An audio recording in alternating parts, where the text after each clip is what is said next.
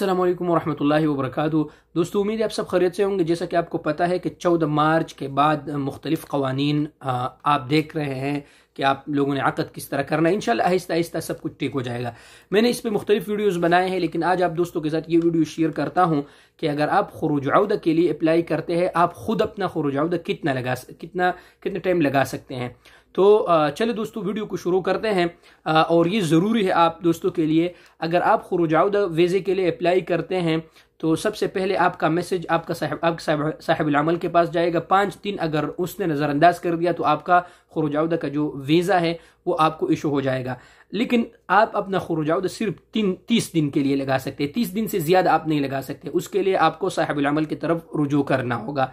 ठीक है जी, ये आप सब ये मैंने पेपर पे लिखा है और आप वज़ारतुल मवारिद अल बशरिया वज़ारतुल अमल के पेज पे आप जाके देख सकते हैं।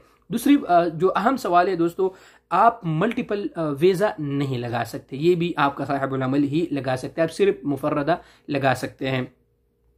और तीसरा जो अहम सवाल है दोस्तों, ये भी मुझसे दोस्तों ने पूछा भी है कि अगर आप आउट ऑफ कंट्री हैं, अगर आप आउट ऑफ कंट्री पाकिस्तान में, जैसे कि फ्लाइट अभी बंद होते, कभी बंद कभी ओपन, ये तो आप अगर आउट ऑफ कंट्री है तो आप अपना खुरूज औदा तमदीद नहीं कर सकते। तमदीद करने के लिए आपको साहिबुल अमल की तरफ रुजू करना होगा। ठीक है जी। और चौथा जो अहम सवाल है, अबशर अफराद में आपका अकाउंट होना ज़रूरी है। ठीक है जी।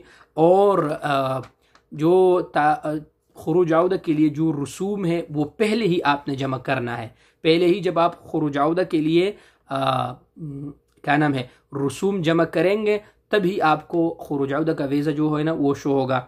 और जो अहम सवाल है दोस्तों वो ये है कि आप जब खुरूज औदा लगाएंगे तो आपका अक़द जारी और सारी हो, आपका अक़द ख़त्म नहीं हो। और मैंने ये बहुत अहम पॉइंट है दोस्तों, अगर आप छुट्टी पे जाए और आपने छुट्टी वहाँ ख़त्म किया और आप वापस ना आए, इस पर मैंने वीडियो बनाया, तो आप वर्क वीज़े पे कभी भी सऊदी अरब नहीं आ सकते। शुक्रिया।